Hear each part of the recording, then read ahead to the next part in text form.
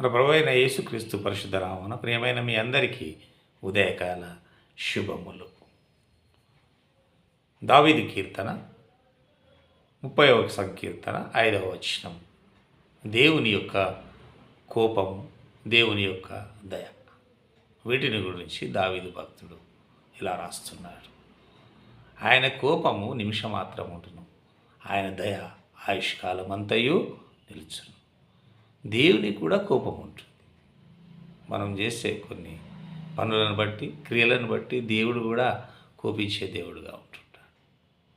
మరి ఆ కోపము ఎంత మట్టుకుంటుందంటే నిమిషం మాత్రమే ఉంటుందట. మనుషుల కోపము ఎంతో కాలం ఉంటుంది, పగ తీర్చుకునే వరకు మనుషుల కోపము ఉంటుంది. కానీ దేవుని కోపము నిమిషం మాత్రమే ఉంటుంది. మనుషుల కోపానికి దేవుని కోపానికి చాలా వ్యత్యాసం.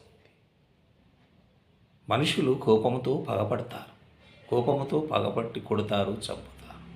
కానీ దేవుని కోపము అంత దూరంగా వెళ్ళదు.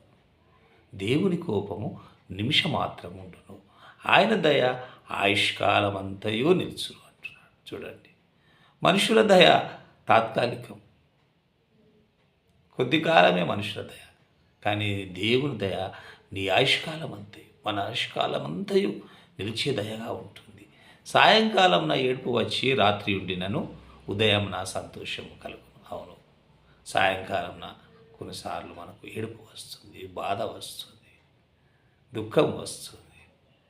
మరి అది రాత్రి అంతయు ఉంటుంది.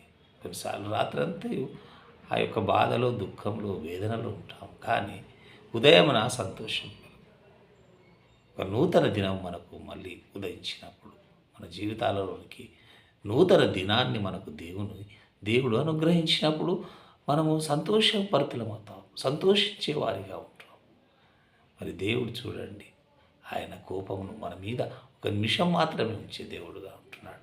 ఆయన దయను ఆయుష్కాలం అంతయు నిలిపే దేవుడిగా ఉంటున్నాడు. అటువంటి ధైర్యము, నమ్మకం